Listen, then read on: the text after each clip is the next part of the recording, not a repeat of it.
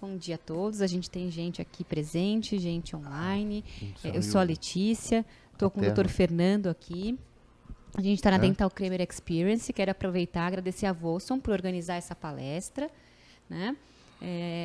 Hoje a gente está aqui com vocês para falar um pouquinho aí sobre odontologia hospitalar. A gente vai contextualizar essa área que vem crescendo aí na odontologia e também a gente vai entrar aí a fundo no tema da esterilização, né? Entendendo o que tem de avanço, quais são os protocolos, quais são as novas normas e sabendo também se existe diferença entre o hospital, entre o consultório. Então esse é o nosso objetivo. A gente deve ficar aqui com vocês por volta de 1 hora, tá? Quem está presente pode fazer perguntas e quem está em casa pode escrever no chat, que depois também eles vão passar todas as perguntas e a gente consegue fazer aí, responder e interagir com vocês. Muito bom. Vamos lá, então. Antes da gente entrar um pouquinho aí, né, já explicando o que é a odontologia hospitalar, eu acho que é importante a gente contextualizar esse novo cenário da saúde que a gente vive, né? A gente tem aí hoje uma evolução, hoje não, se a gente for avaliar especialmente os últimos 10 anos, tem uma grande evolução da medicina. Diversos tipos de terapias que não existiam, tratamentos novos, medicamentos, equipamentos que conseguem fazer diagnósticos mais cedo, e isso, logicamente, acaba impactando aí na sobrevida dos pacientes, a gente tem um aumento da expectativa de vida, né? Então, principalmente pelos hábitos aí da qualidade de vida, novas técnicas, a gente acaba tendo hoje pessoas que vão viver por mais tempo. E não faz sentido viver com mais tempo se não for viver com qualidade, né? E a odontologia vem ganhando aí um grande espaço nesse contexto, porque a boca acaba sendo uma parte central de tudo isso, né? O paciente precisa se alimentar, ele conversa. Então, é importante que o dentista esteja integrado aí nesse novo cenário da saúde, entendendo que a gente tem um perfil diferente de pessoas, de paciente. Cada vez mais, né, vão chegar aí pacientes nos nossos consultórios que tomam algum medicamento, que fazem um tratamento importante, mas que conseguem ter as suas vidas muito próxima da rotina normal. Isso por conta aí dessas evoluções todas. Então, a gente tem esse perfil de paciente, o que faz, num momento, né, aumentar a procura da odontologia hospitalar. O dentista, cada vez mais, ele está sendo buscado, procurado para integrar a equipe do hospital, tá?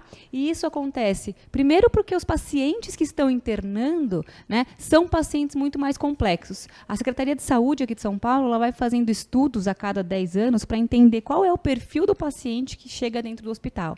E o que ela vem aí mostrando ano a ano? Que cada vez mais caem motivos mais simples, como, por exemplo, gestante de alto risco, pós-parto, que são situações resolvidas em âmbito ambulatoriais, e pacientes mais complexos ficam internados, né? São os pacientes que têm as neoplasias, então a gente tem os pacientes com diagnósticos de câncer, a gente tem os pacientes com problemas circulatórios importantes, e esse número vem aumentando cada vez mais.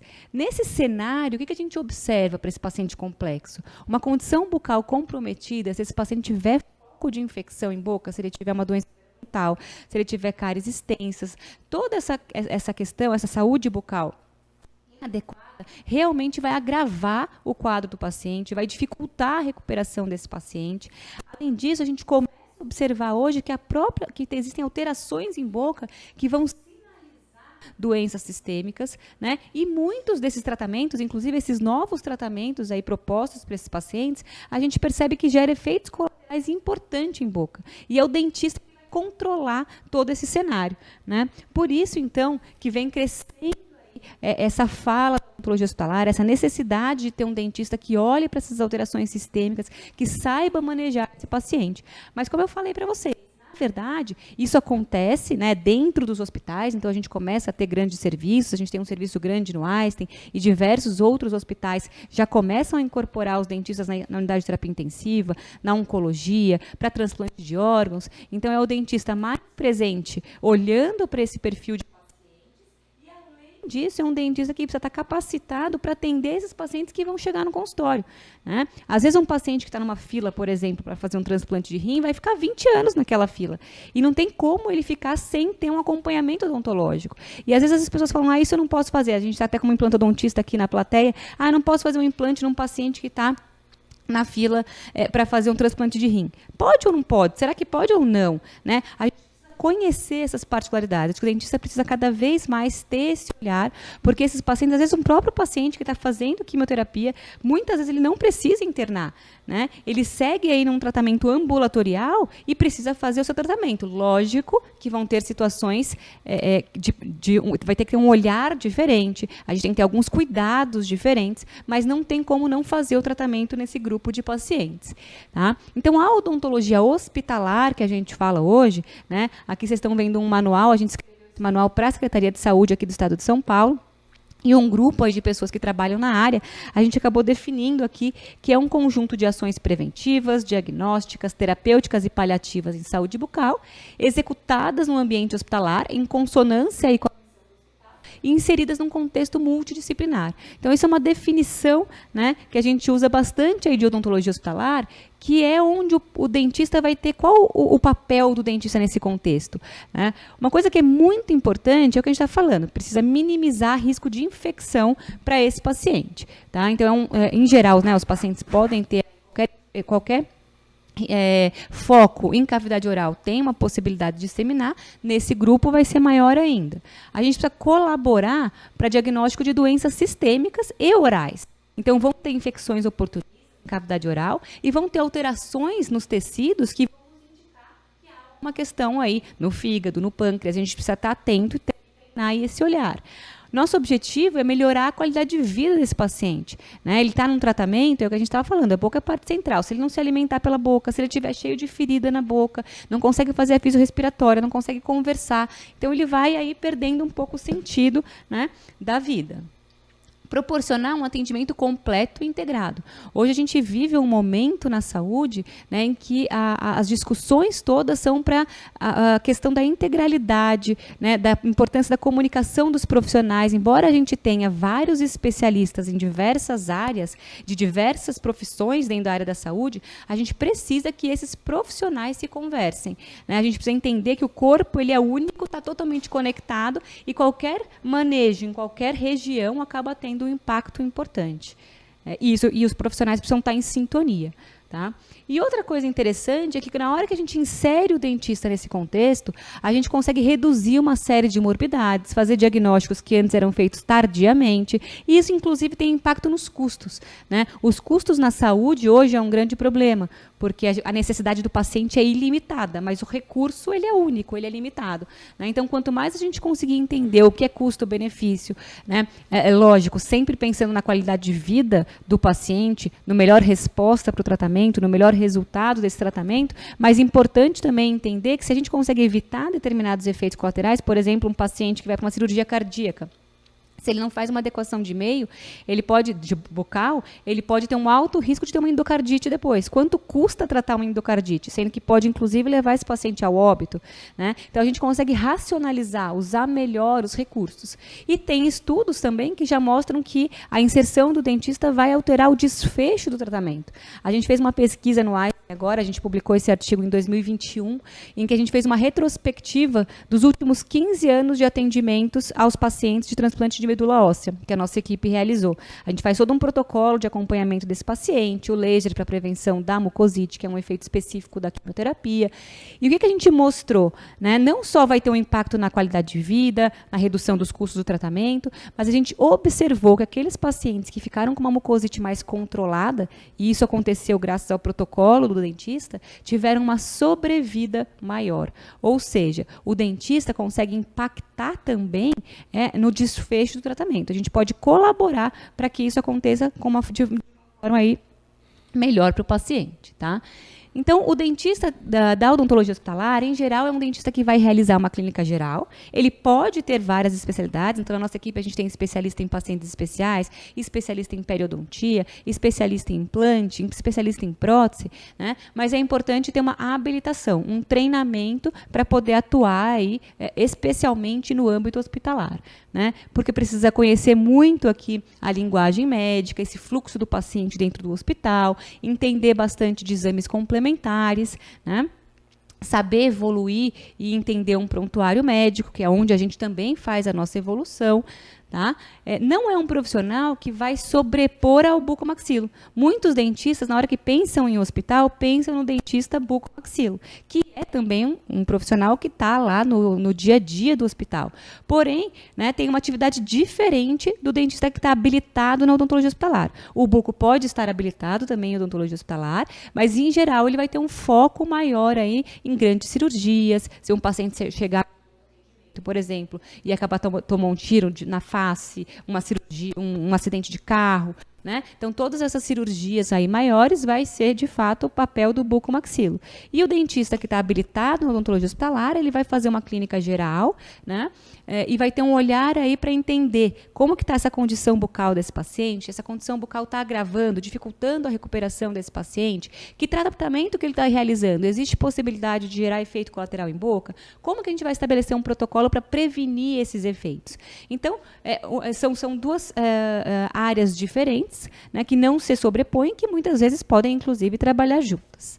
Tá? Realizar o registro e acesso em prontuário, como a gente falou, né? O dentista ele vai ter aí a função de orientar a equipe de enfermagem, técnico de enfermagem, sobre os cuidados bucais específicos para esse paciente. Muitas pessoas, inclusive dentistas, ainda falam, mas o dentista no hospital ele vai ter que escovar o dente no paciente que está na UTI? Não. Né? Essa função, normalmente, é do técnico de enfermagem. Qual que é a nossa responsabilidade? Treinar a equipe técnica da enfermagem, né? Treinar a equipe de enfermagem, entender quais são os protocolos corretos para e tipo de situação de paciente e supervisionar para ver se está acontecendo de forma adequada ou não, tá? Que mais aqui? É importante esse dentista estar apto, né, para atender em situações de urgência médica, atender tanto na internação, quanto regime ambulatorial, quanto home care, realizar uma odontologia baseada em evidência científica, ética e humana. A gente fala que hoje isso, na verdade, tem que ser um padrão, independente se está no hospital. Né? A gente tem que ter aí sempre, todas as nossas ações têm que ser baseadas em evidência científica. Então, acho que isso é um aprendizado. O dentista que normalmente está atuando no consultório, vai ficando um pouco distante disso, porque muitas vezes não tem alguém para cobrar. No hospital, não pode realizar nenhum protocolo se eu não tiver isso, ou se eu não tiver alguma base científica. Porque se acontece alguma coisa com aquele paciente, né, imagina que a gente fez um tratamento no paciente, isso não está na literatura, e de repente esse paciente teve um efeito colateral. Né? Aí todo mundo que atendeu aquele paciente vai lá se chamar, vai conversar. Fala, bom, o que você fez? Isso, mas está escrito onde? Você se baseou no quê para fazer esse tipo de tratamento? E por mais que às vezes o efeito que ele tem possa não ter absolutamente nada a ver, né, com aquilo que a gente fez, não tem como a gente justificar, não tem como provar. Então, no hospital, a gente não realiza absolutamente nada se não tiver evidência científica, que é uma prática que a gente tem que adotar no consultório. Depois o doutor Fernando vai entrar, inclusive, no campo da esterilização, que muitas vezes a gente também acha que não tem, ou não observa tanto, ou não discute tanto o tema, que não tem tanta literatura, e tem um monte de coisa já comprovada que é importante a gente entender para que, de fato, a gente cumpra as melhores práticas. Né? E as pesquisas, que estão sendo cada vez mais trazidas aí para dentro do hospital, e é uma coisa que os hospitais gostam bastante. Né? O fato é que esses pacientes hoje, eles têm uma série de complicações, e muitas delas em cavidade oral. Dor de diversas naturezas, sangramentos por várias situações, desde consequência de medicamentos até situações de doenças que levam, expõem o paciente a ter maior risco de sangramento, disfunção de glândula salivar, infecção da mucosa, dental, periodontal, como a gente está falando, nas próprias questões odontológicas, xerostomia, que é a sensação de boca seca, osteonecrose, que são efeitos específicos também associados aos antirreabsortivos, antigiogênicos, medicações cada vez mais usadas, né, não só para um paciente oncológico, mas, por exemplo, para um paciente que tem osteoporose, que é bastante comum. Né? Então, como isso impacta no dia a dia do dentista, a mucosite, enfim, são diversas alterações que acabam levando a uma tolerância ao tratamento. Às vezes o paciente tem que parar, mudar, porque ele tem um efeito colateral específico, leva a uma morbidade importante e pode, inclusive, levar o paciente a mortalidade. Tá? Eu acho que é importante, né, a gente cada vez mais tem falado sobre isso, como uma questão, uma infecção local, Uma doença periodontal, por exemplo, pode ali gerar doenças cardíacas, né, doenças pulmonares. Hoje a gente sabe, se o paciente tem ali determinada doença periodontal, tem um foco de infecção, vai ter dificuldade, por exemplo, para controlar a glicemia, né, no sangue, e aí pode impactar no diabetes.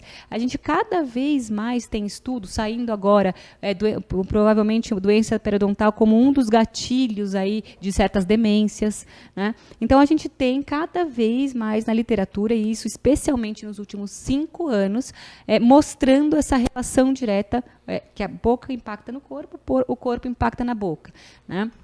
E acho que nós, dentistas, temos que ficar muito atentos a isso, porque é o que a gente estava falando. Não é só no hospital. No hospital, a gente já está com um paciente normalmente diagnosticado. Ele tem ali uma doença grave e a gente já está entendendo a condição bucal naquela situação. No consultório, às vezes, é a gente que vai diagnosticar. É a gente que vai encaminhar esse paciente para um médico, por exemplo, porque está entendendo que tem ali alguma coisa que não está correta, né? Então, acho que é um novo olhar aí para o dentista. Então, como a gente falou, uma infecção local pode disseminar, né? Nos pacientes, lógico, dentro hospitalares, com doenças já graves, isso acaba sendo com maior risco, tem um risco maior.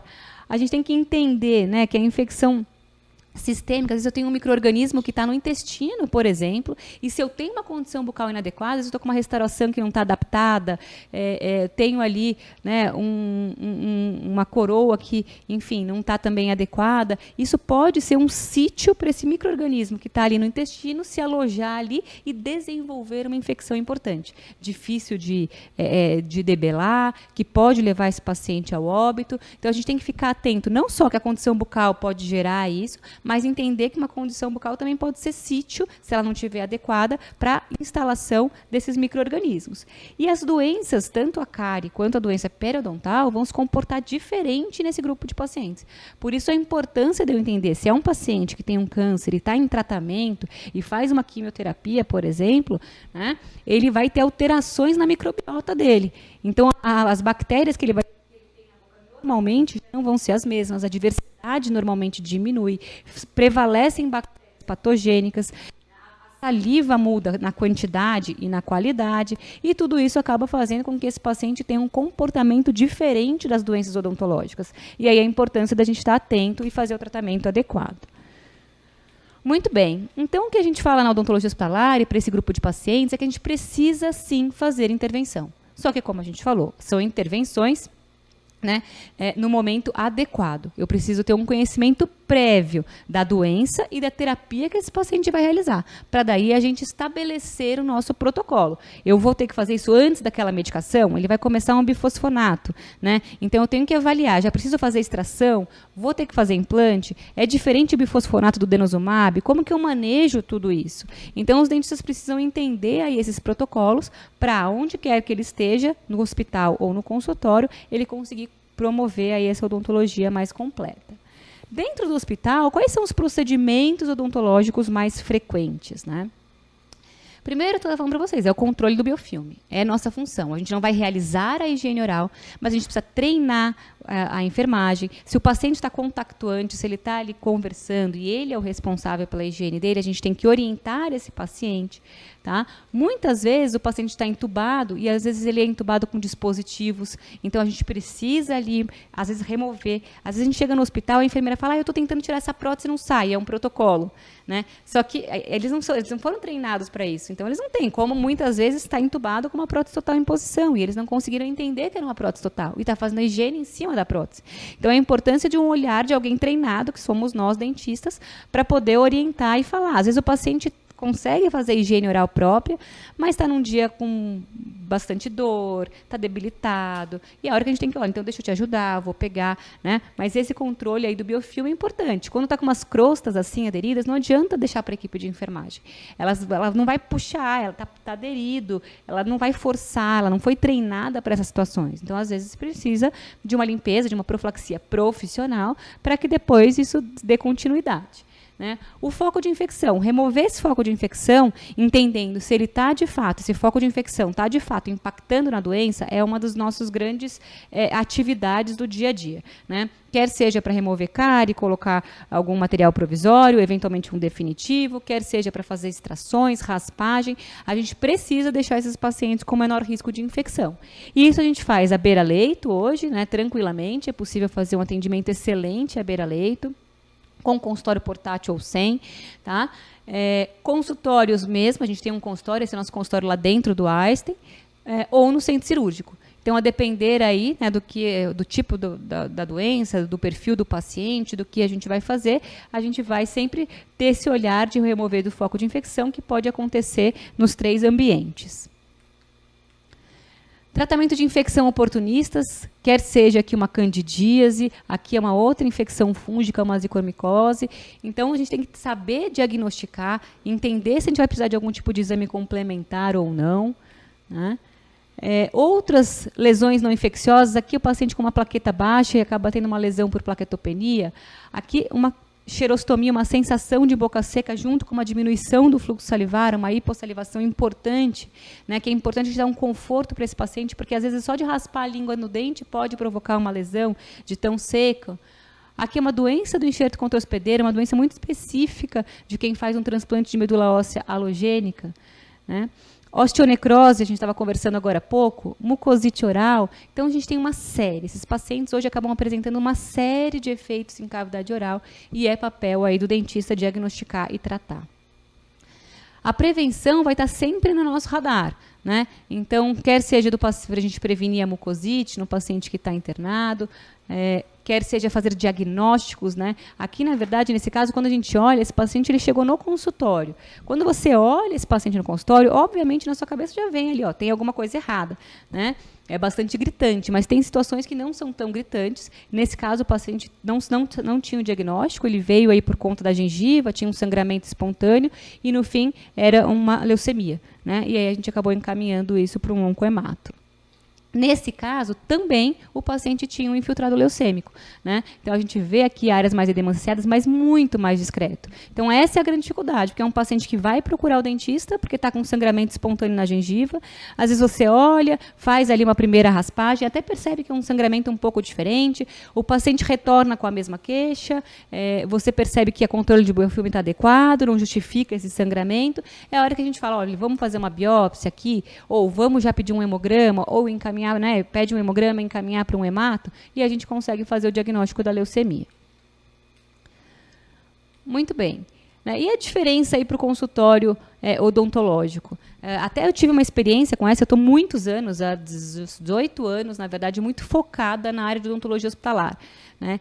E aí lá dentro do hospital, e atuando de fato dentro do hospital. A gente tem um consultório odontológico lá dentro do Einstein, mas é dentro do hospital. Então, a gente acaba seguindo todo o controle, o rigor, a gente vai falar um pouco da esterilização do hospital, né?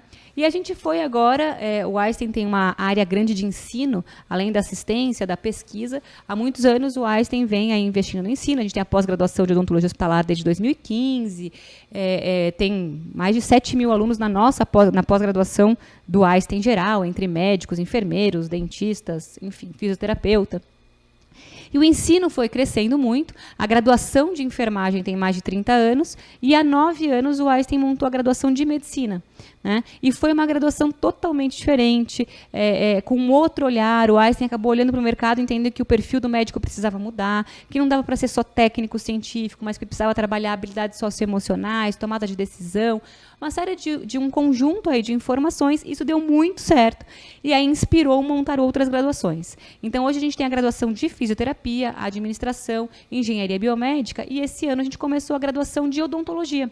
Então, eu coordeno a graduação de odonto lá do Einstein, um curso totalmente diferente, que vai trabalhar essa questão de saúde geral, saúde bucal, né, reforçando que o dentista ele interna, prescreve medicamento, solicita qualquer tipo de exame. Então, a gente precisa entender de saúde geral. A gente vai manejar na região, nosso manejo acaba sendo na região de cabeça e pescoço, mas é fundamental, até para alteração né, e entendimento do perfil desses pacientes que tem hoje aí, né, cada vez mais idosos, com mais doenças, mais medicamentos, a gente precisa entender de tudo isso para poder fazer uma odontologia completa.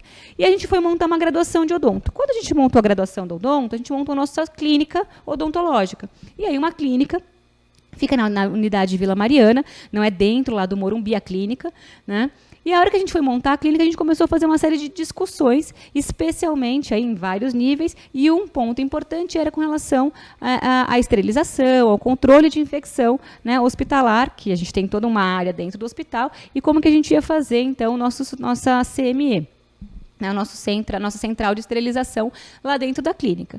E aí a gente foi discutir, eu fui conversar com a equipe que dá suporte para o hospital, e aí eles falaram, Alicia, mas não tem diferença. Aí eu fiquei pensando sobre isso. Eu falei, mas como não tem diferença, né? Uma coisa é o hospital, outra coisa é o consultório. Eu vejo os meus colegas que estão no consultório, tem ali uma autoclave, olhe lá, né? Olhe lá não, todo mundo tem uma autoclave, mas olhe lá que tipo, quais são as preocupações e etc. Né? Então eu falei, se a gente tiver uma autoclave aqui, dessas de bancada, de consultório, para uma clínica, vai estar adequado. Né? E aí a gente começou a discutir muito sobre esse assunto, né? Com o pessoal do controle de infecção hospitalar. Eles que fazem todo o nosso passo a passo dentro do hospital, a gente não tinha muito essa preocupação. Por quê? Lá tem um protocolo super rigoroso. A gente usa o nosso instrumental dentro do consultório, por exemplo, lá dentro do hospital. A gente tem um lugar para colocar depois que a gente usou, tem ali uma caixinha, né, que a gente deposita esse instrumental. O técnico de enfermagem retira, vai levar para o expurgo, faz uma primeira lavagem, e isso vai para a central de esterilização do hospital, que é gigantesca. E a gente não pode nem ter autoclave no nosso consultório. Tudo dentro de um hospital é feito num lugar. Então, a gente não tinha muito essa preocupação, né? Eles iam lá, recolhiam o nosso material, levavam para a central de esterilização, que tem toda a rastreabilidade, tem todas as exigências. Então, a gente não conversava muito sobre esse assunto, porque a gente só precisava seguir o protocolo, passo a passo, e isso estava super documentado ali. E esse momento de esterilização não ficava na nossa mão, né? A gente só seguia o que não era proposto. Quando a gente foi para o consultório, que era uma clínica, eu falei, olha, mas na clínica não precisa ser assim. Na clínica a gente tem uma autoclave. Ela falou, não. Né, existem diversas normas, cuidados, alterações, tipos de autoclave que não seguem a recomendação, o padrão exigido. E isso independe do paciente estar no hospital ou o paciente estar no consultório. Vocês vão fazer uma cirurgia de implante, você vai fazer um implante no paciente. Às vezes é mais invasivo do que procedimentos que o médico está fazendo aqui dentro do hospital. Né? Então, o cuidado ele é absolutamente o mesmo. E aí isso me chamou a atenção, foi aí então que eu tive o contato com a Vosso e fui entender um pouquinho mais, porque o hospital não estava aceitando nenhuma autoclave. Eu tinha proposto uma autoclave, aí num outro momento eles falaram, não, então aqui então vamos pensar numa autoclave hospitalar. Eu falei, bom, mas também não é o caso da gente ter uma autoclave assim, mas não tem alguma que seja intermediária e que cumpra os requisitos, e nenhuma nacional eles estavam aceitando, e eu comecei a falar, gente, não é possível, porque todo mundo então faz alguma coisa errada no consultório, né? E aí eu fui encontrar a Vossum, discutir e entender que por trás da esterilização tem uma série de requisitos, de estudos, de evidências, e tem um passo a passo também. Assim como a gente tem os nossos protocolos clínicos, também tem o passo a passo para a esterilização. Né? Eu vejo, às vezes, colegas que falam, eu uso esse saquinho aqui o saquinho para esterilizar e reutilizo, porque ele não foi danificado. E eu falei, mas gente, nunca ninguém te falou que isso não está mais funcional. E às vezes não é que o dentista faz, ele faz porque ele não sabia. Ninguém nunca nem tinha avisado que isso não podia. Então, acho que por isso que é importante a gente entender quais são essas novas normativas, como funcionam as autoclaves, quais são os requisitos que a gente tem que ter, para que a gente não cometa nenhum erro, às vezes, sem saber. Né? Então, por isso que eu vou passar a palavra para o especialista, porque a minha área é odontologia hospitalar clínica, mas a gente está com o Dr. Fernando, que é especialista nesse assunto e vai trazer essas diferenças, cuidados e normas que são hoje já consagradas. Fique à vontade. Bom dia a todos. Vamos lá começar uma área um pouco complicada, mas como a Letícia falou, é obrigatória a evidência que a gente tem dos processos e procedimentos que a gente tem que ter na esterilização. Então, aqui eu trouxe como uma primeira visão o que é um produto esterilizado em termos de contaminação microbiana, né? E a gente participa de muitos congressos e a gente vê que nos congressos mundiais, a regra número 1 de 10 técnicos de odontologia e dentistas que vêm conversar com a gente, 11 falam em limpeza. Então, o grande segredo hoje dos processos de esterilização é uma excelente limpeza. Quando a gente limpa com eficiência, né, a gente tem um dito dentro da esterilização, é que material sujo não pode ser esterilizado, porque isso vai mascarar a vida de um micro-organismo. Então, a probabilidade de você ter um material ou oferecer um material contaminado, se você não tiver uma limpeza eficiente, seguir os passos a passo no processo, como a doutora Letícia falou, fatalmente nós vamos incorrer em algum erro. E quem vai pagar o pato de tudo isso, quem é? É o teu paciente. Tá? Então a gente pode observar aí um produto contaminado, né? Nós estamos vendo aqui, olha a carga microbiana. Depois, quando passou por uma limpeza, e uma coisa que eu pouco vejo na odontologia é a desinfecção de materiais. Nós temos que entender que todo material tem uma carga microbiana existente.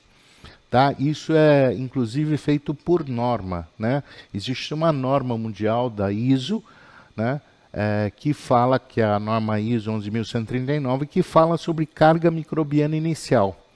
O processo de esterilização, ele teria que ter o estudo de carga microbiana inicial, para que a gente possa determinar qual é o processo de limpeza, desinfecção e esterilização mais adequado ao quê?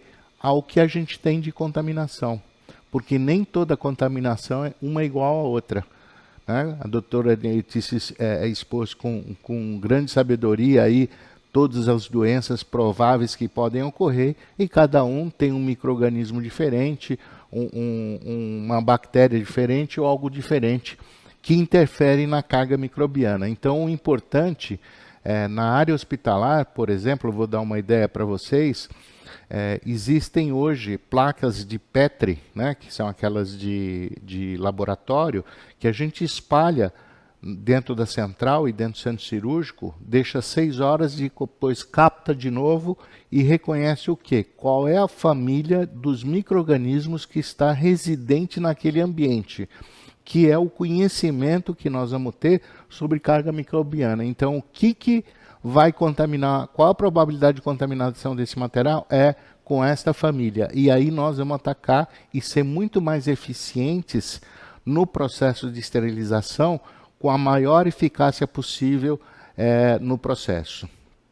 Então, uma coisa importantíssima é essas duas palavrinhas. Muita gente confunde e vai de encontro ao que a doutora Letícia falou dos processos de esterilização.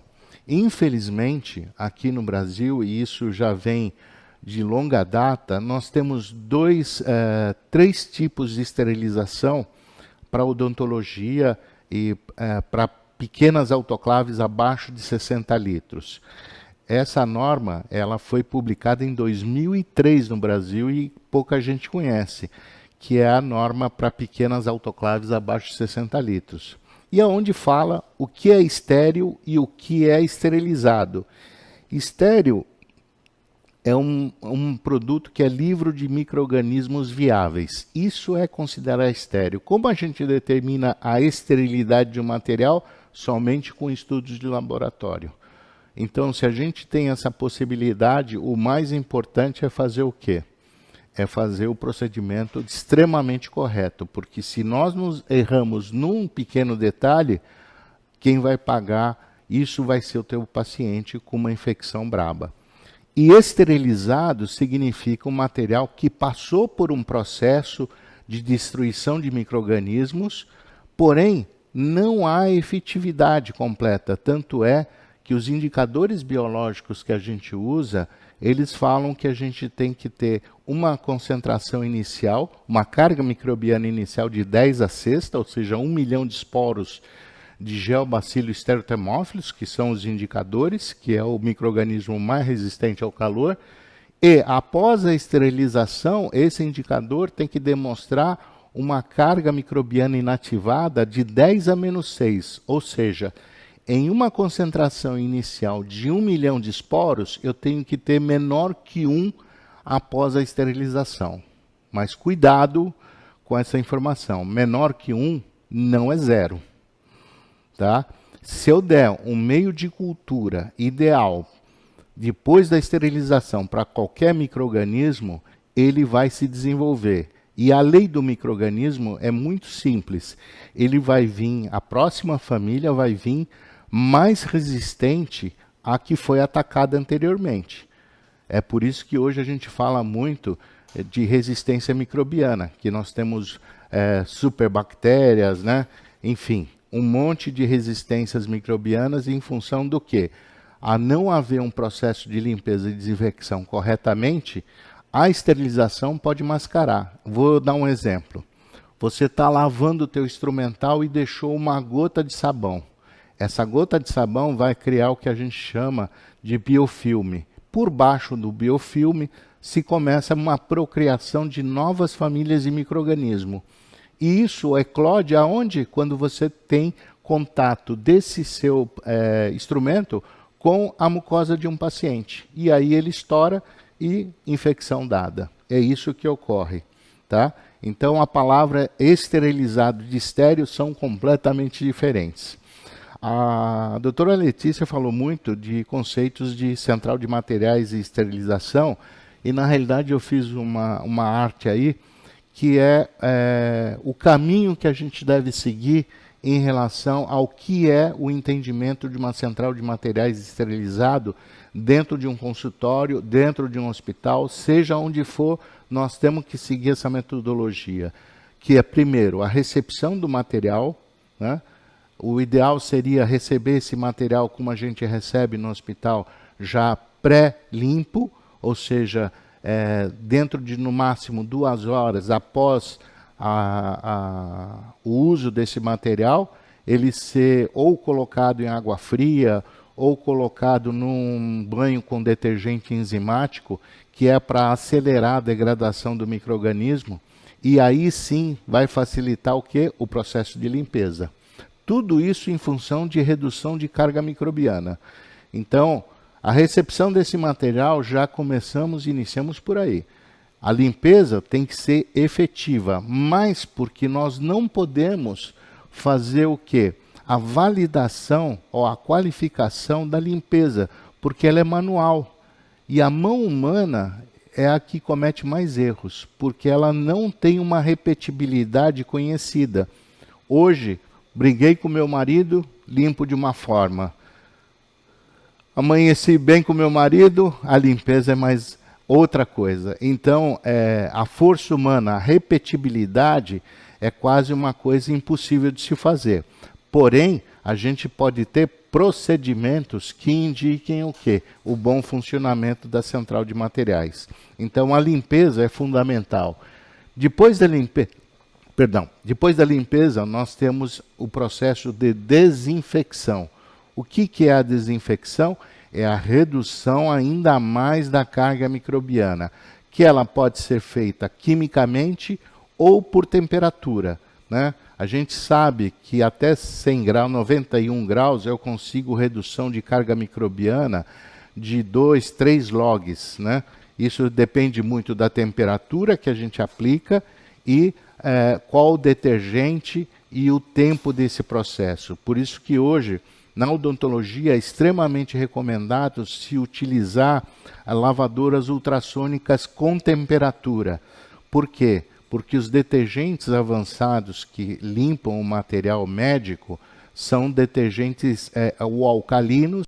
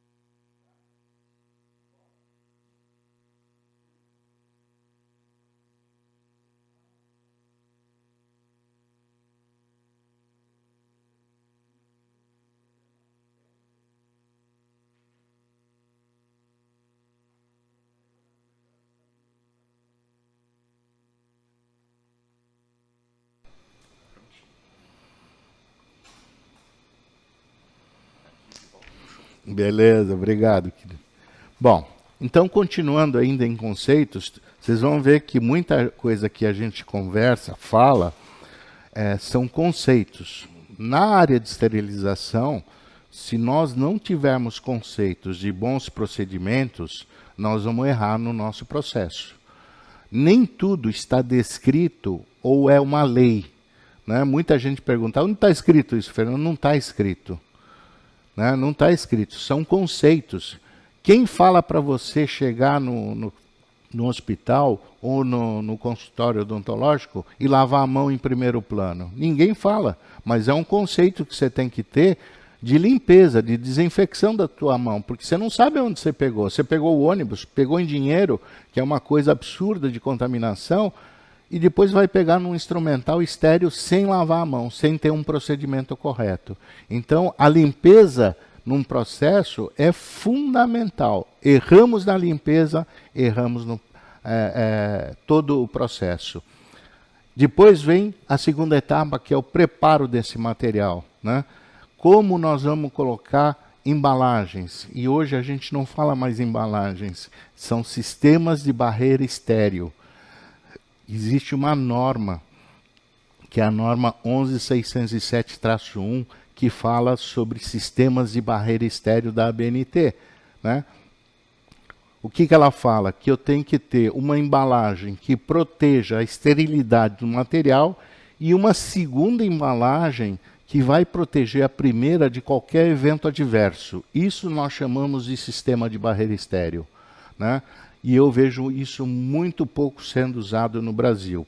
O problema é que, como a doutora Letícia falou, eu vejo a odontologia usando papel grau cirúrgico 1, 2, 3, 4, até 5 vezes. Isso, desculpem, é um absurdo, porque desde a primeira vez que se utilizou o papel grau cirúrgico, ele acaba perdendo a sua característica técnica, porque o papel grau cirúrgico ele tem poros controlados. Eu já vi muita gente falar que ele estica e puxa, que ele dilata para o vapor entrar, depois fecha os poros. Isso é conversa para boi dormir. Não existe isso no grau cirúrgico. O grau cirúrgico ele tem um conceito do filtro de Pasteur. O filtro de Pasteur significa uma coisa. Pasteur, quando descobriu a autoclave, ele sabia que o micro-organismo ele sempre anda em linha reta. Ele nunca procura um lugarzinho, fica se esquivando para entrar num buraco. Então, o filtro de Pasteur nada mais é do que um labirinto, que quando o micro-organismo vem, ele bate no primeiro obstáculo e ali ele fica. O papel grau cirúrgico, se a gente pudesse observar ele um corte ampliado em microscópio, vocês verão que ele é um corpo cavernoso, cheio de buraquinhos, porém esses buraquinhos são com diâmetros controlados, que é para o micro-organismo, quando vier, bater.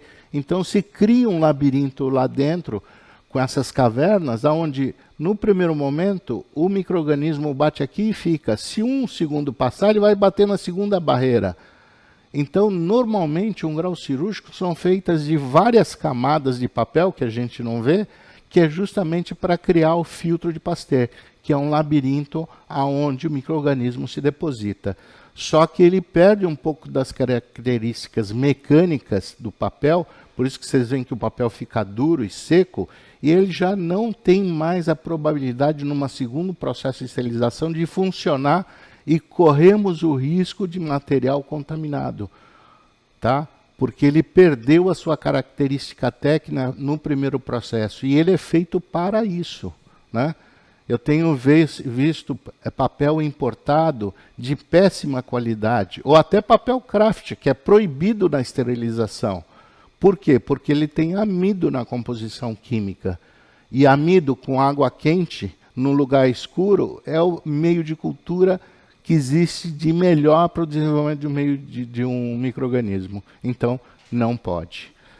A esterilização é efetivada quando a gente não tem esses erros feitos no processo de esterilização.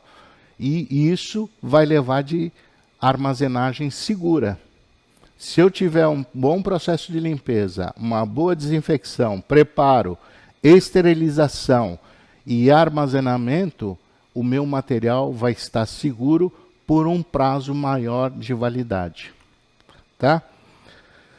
E aí tem a famosa frase: se o item não for devidamente limpo, todos os processos de desinfecção ou esterilização estarão fracassados. Isso a gente tem evidências larguíssimas sobre o tema, tá?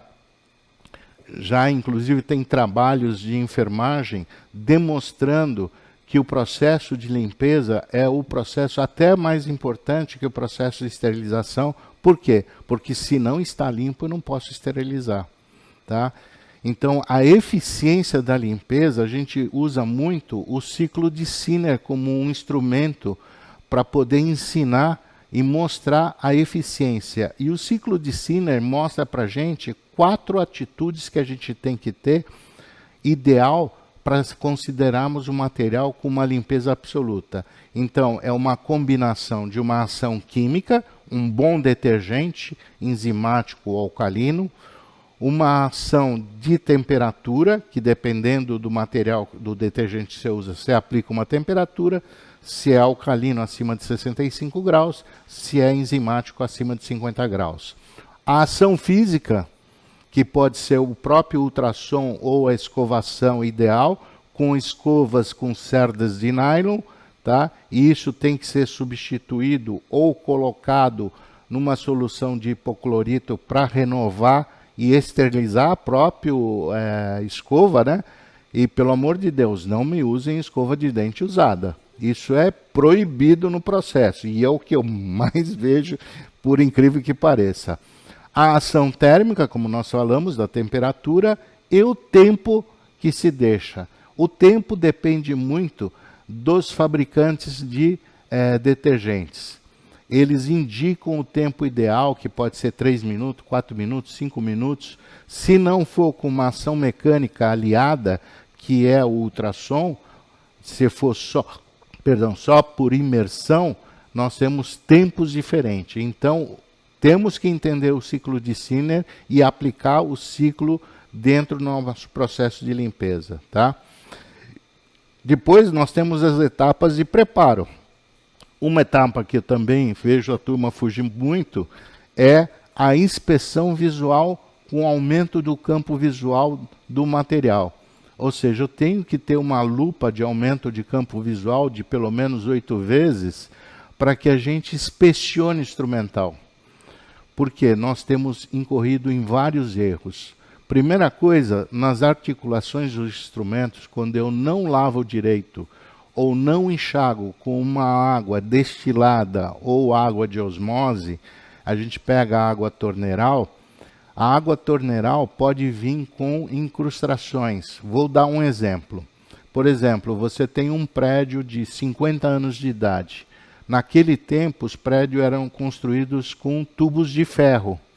Se eu tenho a tubulação de ferro nesse prédio, o ferro começa a se desprender da parede interna do tubo e a lei de Murphy, conhecem a lei de Murphy? Quando uma coisa dá para dar errada, considera que 2 vai dar errada, vai parar na articulação do seu instrumental. Então, o primeiro sinal que algo está errado, articule seu instrumental e veja se nas articulações nós temos manchas. Se nós tivermos manchas apreciáveis, tem que condenar esse instrumental ou limpar muito bem. Tá? Existem já empresas em São Paulo que fazem manutenção do instrumental, onde eles desmontam o instrumento, depois afiam o instrumento, põem parafusos novos, ou seja, faz uma limpeza mais aprofundada. Por quê? É o desleixo da atender a boa limpeza. Depois, os sistemas de barreira estéril. Qual embalagem eu vou utilizar para o meu processo? Né? Então, hoje nós temos vários tipos de embalagem dentro da nossa área de esterilização, que é o papel grau cirúrgico, o SMS, que é o tecido, não tecido, grau médico, tá? O TNT não serve para nós, pelo amor de Deus, não use o TNT como material de embalagem para esterilização, porque ele não é barreira microbiana. O SMS de 6 camadas, sim ou é. por isso tem características diferentes, tá? E fazer a monitoração do processo, seja ele por um indicador químico ou um indicador biológico, para saber minimamente possível se o processo está sendo efetuado, o processo de esterilização. E lembrem, material esterilizado e material estéril são coisas diferentes. Nós aqui estamos esterilizando o material, ou seja, estamos saindo com material esterilizado.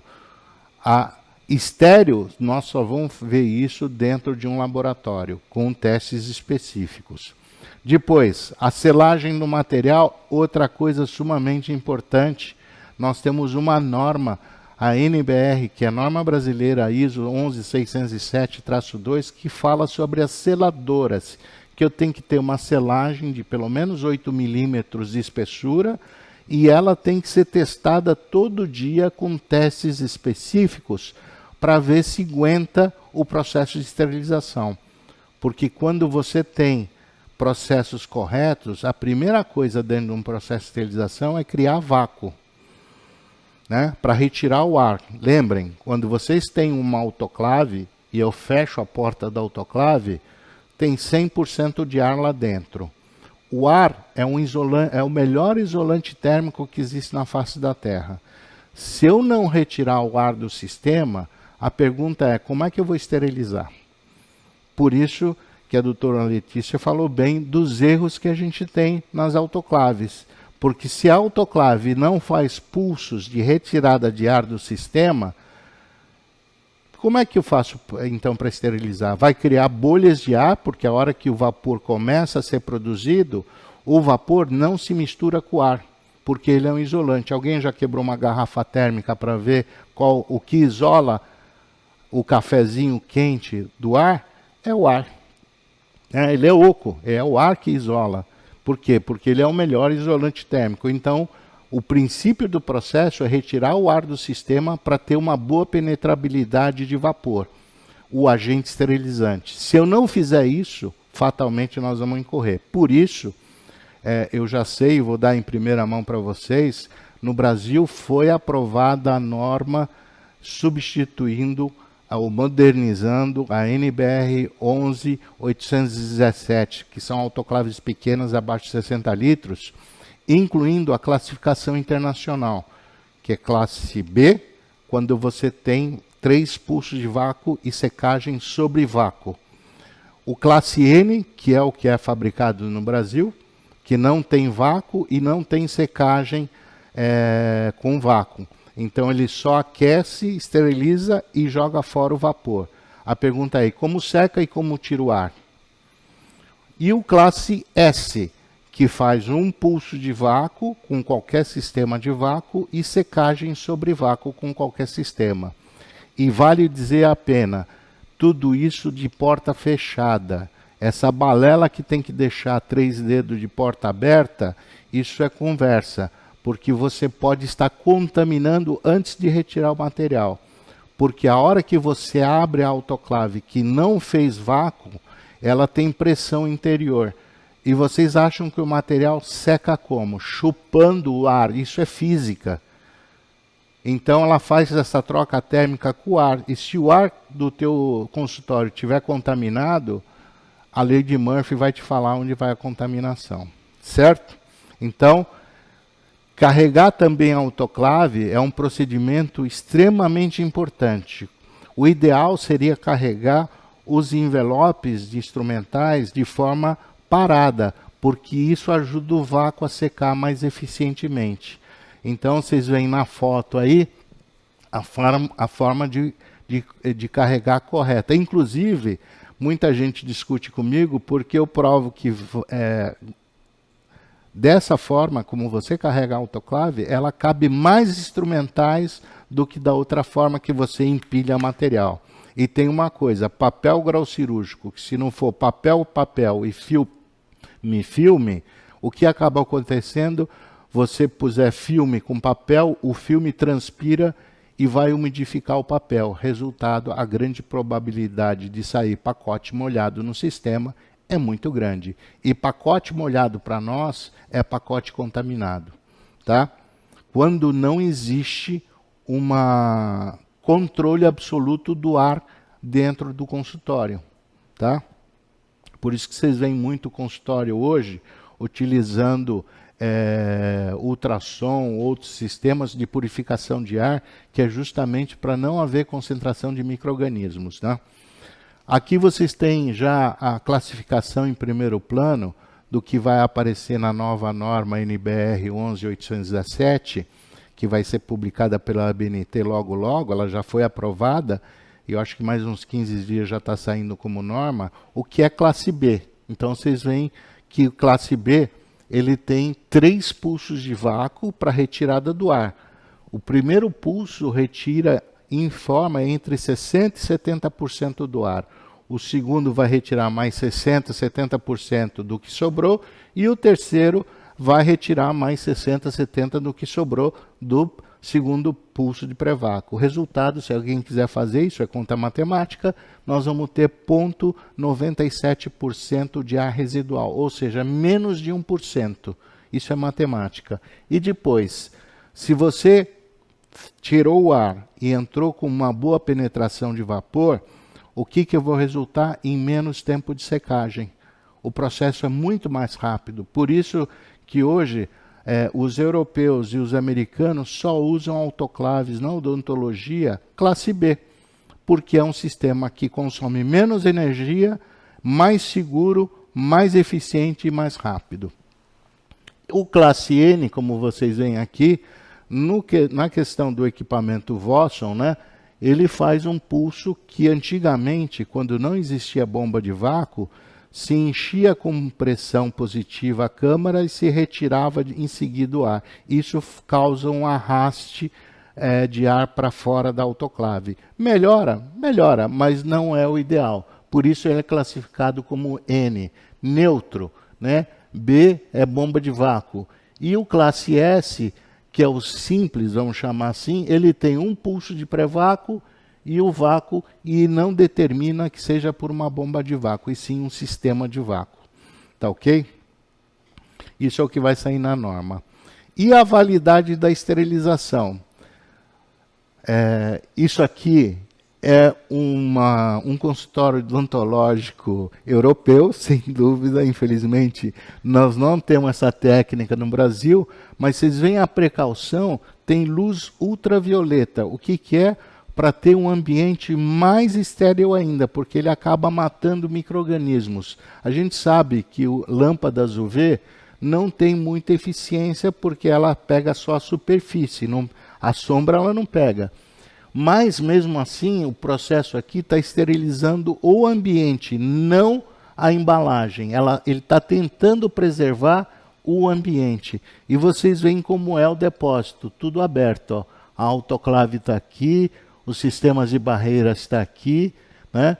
E eles depositam após. Na área hospitalar, como a doutora Letícia falou muito bem, olha só como é o armazenamento de cada pacote, que é justamente para o pacote respirar. Ele não pode ser colocado um em cima do outro, porque ele vai suar. Né? E esse suamento, né? Esse suador todo, vai prejudicar na validade do processo de esterilização. Então, hoje, inclusive, por normatização da Anvisa, lei federal, é obrigatório que as condições de umidade e temperatura da área de guarda sejam controladas, tá? A segurança da selagem e a rotatividade do material armazenado. A gente sempre tem que pegar do mais antigo para o mais novo e ir utilizando, certo? E, finalmente, tudo que a gente falou não podia ser diferente, né? Tudo é norma. Então, vocês têm a norma de fabricação brasileira de autoclaves grandes, que é para unidades hospitalares acima de 100 litros, que segue uma norma, uma lei federal que é da Anvisa, que é a RDC 15, que é obrigatório ter bomba de vácuo. Nós temos a NBR 11816, que foi atualizada agora e também vai dar orientação para ser usado a bomba de vácuo como material de secagem. A NBR ISO 11607, que são embalagens, ou seja, o sistema de barreira estéril, a NBR ISO 17665, que é uma coisa que ninguém faz dentro da odontologia, que é validação de processos, né?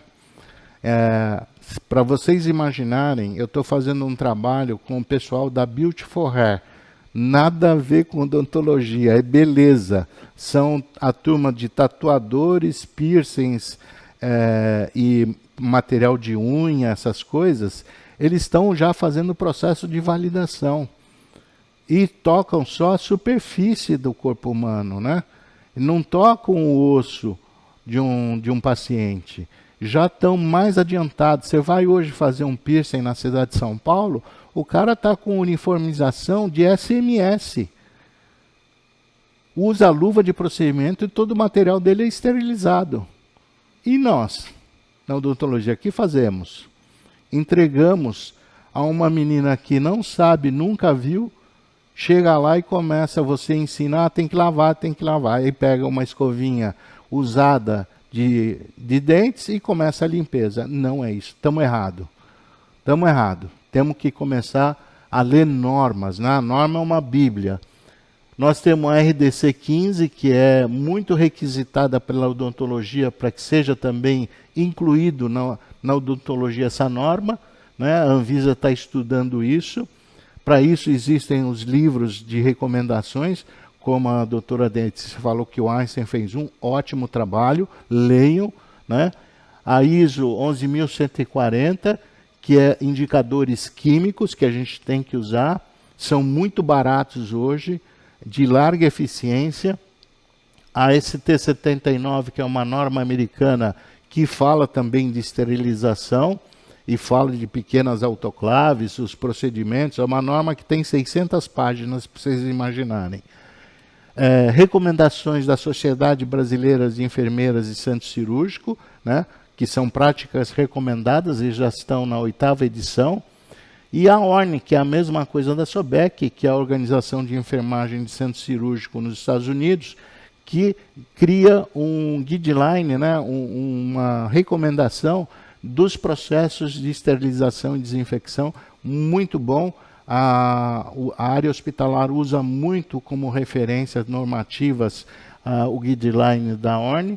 E, enfim, nós temos uma série de mais, e temos muito mais ainda para mostrar. Legal? Queria agradecer a vocês a presença, e se alguém quiser fazer perguntas, estamos abertos aí para fazer essa exposição para vocês. A gente se dedicou algum tempo aí e estamos aqui abertos para qualquer coisa que vocês queiram nos perguntar. Certo? Temos alguma pergunta, algum questionamento que vocês queiram fazer? Claro.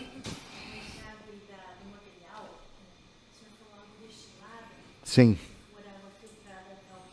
Melhor ainda. Pelo amor de Deus, pelo menos água filtrada. E nós temos que ter uma sequência, porque tem um detalhe importante. É bom até explicar isso, foi boa pergunta. Quando chove na cidade de São Paulo, a Sabesp coloca cloro nas represas em excesso para você matar aquelas plantas rapidamente, que não sei como, chama aguapé, se não me engano. Parece uma cebola invertida. Aquilo é uma praga, cresce rapidamente depois da chuva. E a Sabesp, para inativar essas plantas que contaminam a água e dão um processo mais caro de purificação da água, eles jogam cloro. Quando essa água chega para nós, chega com excesso de cloro. Ninguém cheira e ninguém mede. Resultado, água clorada em excesso, quando você aquece, isso é química, se torna ácido clorídrico. E o que acontece? Estraga teus instrumentais inteiramente. Principalmente fica muito manchado. Então a recomendação como último enxágue é usar uma água de boa qualidade, seja uma água de osmose, seja uma água filtrada. E essa característica do filtro é em função da água que eu tenho da Sabesp. Então o ideal é pôr assim, um filtro de 1 micra ou fazer 3 filtros, 5 micras, 1 micra e carvão ativado. Carvão ativado retira toda a química da água e a polpa de celulose de 1 e 5 micras retém cobra, jacaré, elefante, todas essas coisas grandes. Tá certo? Beleza. Temos mais alguma pergunta? Beleza? Podemos dar, então, por encerrado nossa apresentação. Gostaria muito de agradecer a Vosson Latam por essa oportunidade, o companheirismo da doutora Letícia do Hospital Albert Einstein, né? E a Kremer por nos dar essa chance de tentar aprimorar os sistemas de segurança ao paciente. Beleza? Muito obrigado. Um bom dia para vocês.